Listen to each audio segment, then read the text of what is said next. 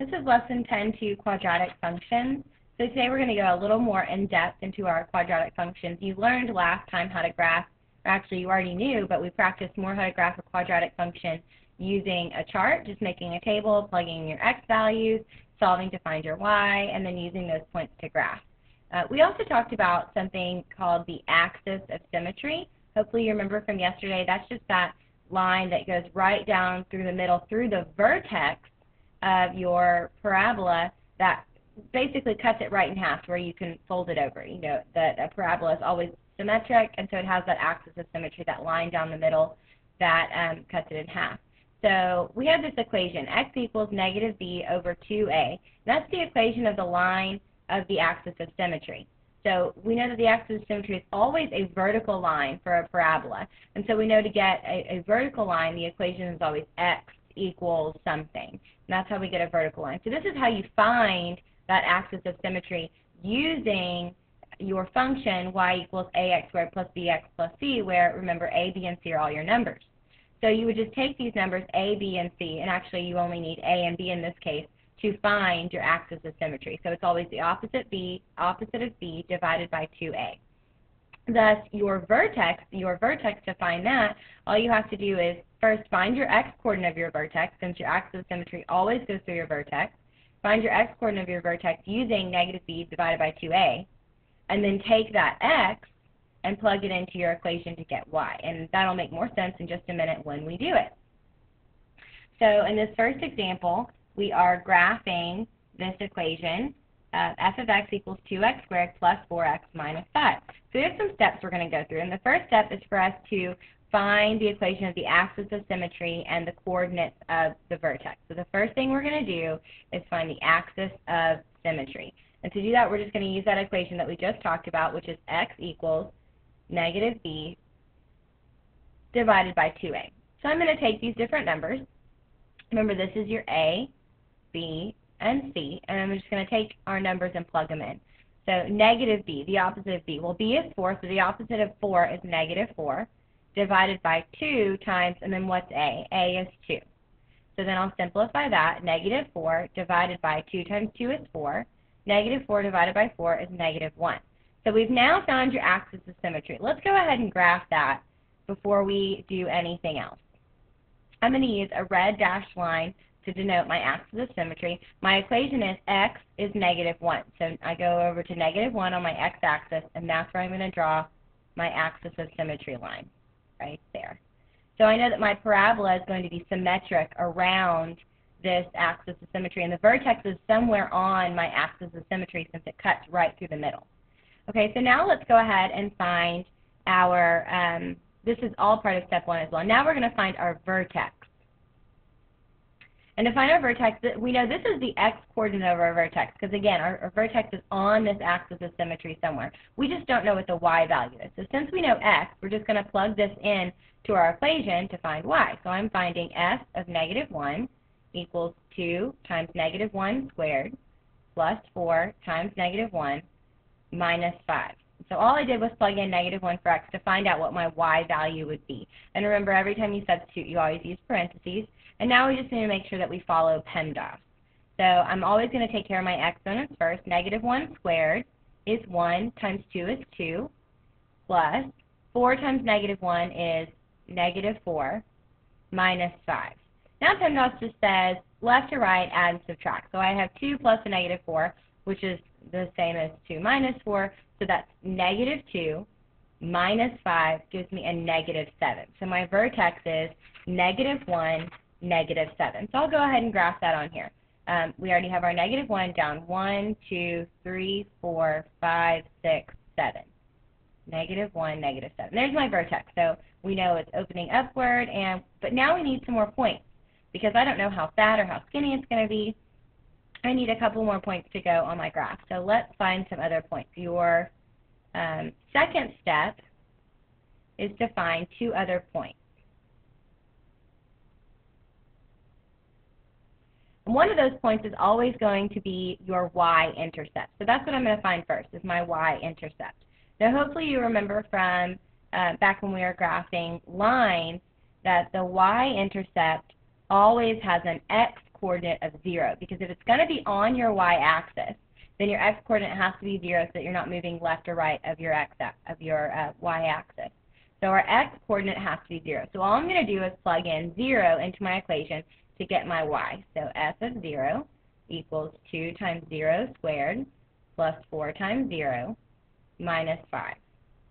Again, follow PEMDAS. 0 squared is 0 times 2 is 0 plus 4 times 0 is 0, then minus 5, I get negative 5. So that means my point is 0, negative 5. So now I'm going to use that point and graph it on my graph. Over 0, down, this is, remember, negative 7, so this is negative 6, negative 5. There's one more point. Now you want to find one more point on this same side, because we want to get, if we can get one side of our parabola, then we know the other side just mirrors it. So we're going to get one more point on this same side of our axis of symmetry, on the same side as our y-intercept. So we can use the point, we already used x is 0, so we could use x is 1, 2, 3, 4, 5. But personally, I like to keep the number small, so I'm going to just use x is 1. So now I'm going to plug in 1 into my equation.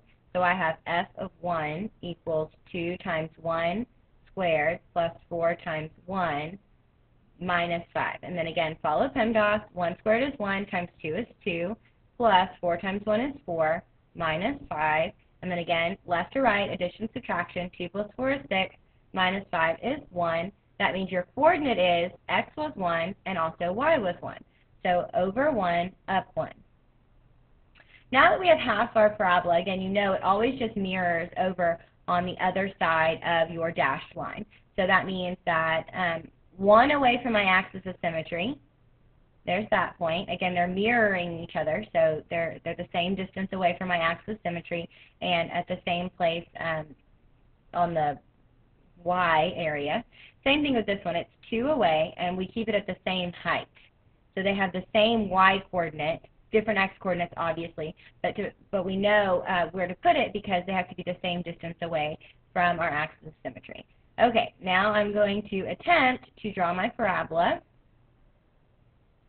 Let me try this one more time. It's much easier on paper, I assure you.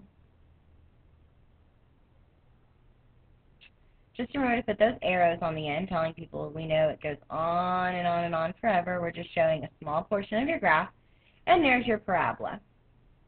So, by the way, step 3 was to reflect your 2 points. So your 3 steps are just to first find your axis of symmetry and your vertex. Axis of symmetry, you have your formula for that. X is negative b over 2a. That gives you this axis of symmetry. Then you use that x coordinate and plug it in to find your y coordinate of your vertex. So then you know your coordinate of your vertex, which in this case was negative 1, negative 7. And then you just find 2 other points. We always use one of them as our y-intercept. We want to know where it crosses the y-axis, so we always plug in 0 for x. And then you find one more point on the same side as your y-intercept so that then you can finally reflect your 2 points and you have a good idea of what your parabola looks like. All right, let's look at example 2. This is a real-world example. It says a ball is thrown into the air with an upward velocity of 40 feet per second. Its height h in feet after t seconds is given by the function h equals negative 16t squared plus 40t plus 6. Now, I know that this sounds pretty complicated, like most real-world problems sound complicated, but remember what we're talking about. We're talking about a parabola. So, and since we have this negative here, we know it opens downward. So what we did is we took this ball and we threw it up. Ooh, okay. And it looked more like a parabola. So we took a ball and we threw it up. And this is the equation for our parabola. What they're asking is, in how many seconds does the ball reach its maximum height? Maximum height, that's the top. What are they asking? We want to find out our vertex. If we can find our vertex, we can answer both these questions. What is the ball's maximum height? In how many seconds does the ball reach its maximum height? So they're just asking about the x and y values of our coordinates. They're asking about the maximum. So if we can find that, we can answer both their questions. But let's analyze this first. Here's my equation. H equals negative 16t squared plus 40t plus 6. The 2 things we're dealing with are height in feet after t seconds. So we're dealing with height and seconds. We want to know which ones are independent and which ones are dependent. We need to know what's our x, what's our y. So let's see, h is our height. Does height depend on time, or does the time depend on the height of the ball? Now that's silly. We know time doesn't depend on anything. It moves independently all on its own. So t is obviously our independent variable, which makes it our x value. So what we're trying to find then is our th, which remember x is our, that t is our x and h is our y. So we're going to use our, in how many seconds does the ball reach its maximum height? They want to know seconds. They're asking about time. They want to know your x value. And we just learned a way to find the x value of your vertex, and that's by using that formula, x equals negative b divided by 2a. Or in this case, really, t equals negative b divided by 2a, because in this case, instead of using x, we're using t. So now all I need to do is take my a and b and plug them into my equation. Remember, it's always a, b, and then c. We don't use c at all. So negative b. So my b is 40. The opposite of 40 is negative 40, divided by 2 times, and then a is negative 16. And then we go ahead and work that out. We have negative 40 divided by 2 times negative 16, which is negative 32. But then, of course, we always want to simplify it, so we know it's going to end up being a positive number. A negative divided by a negative is a positive. And then if you just put that in your calculator, you end up with 1.25. So in how many seconds does the ball reach its maximum height? In 1.25 seconds. And remember, now that we found our t, we can easily find our h by just plugging it in. It says, what is the ball's maximum height? Well, height is just our y value, so if we plug in 1.25 for our t, we'll end up finding our h.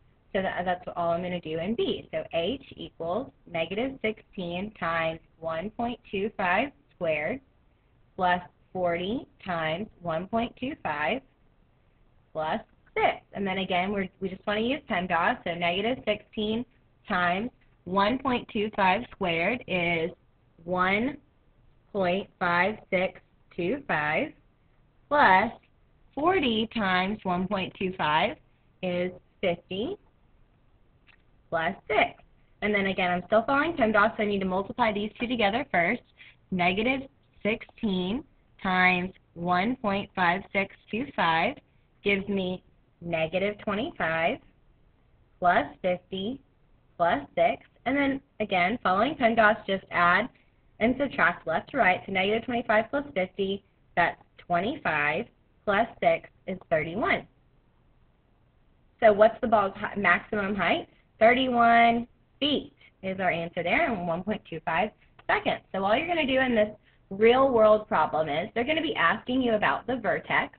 You need to figure out which one is which. So we had height in seconds. We need to know which one was our x value and which one was our y value. You're going to find your x value first using your equation, negative b divided by 2a, and then just plug it in to find your y value. All right, we have one more example that we'll do in our next video.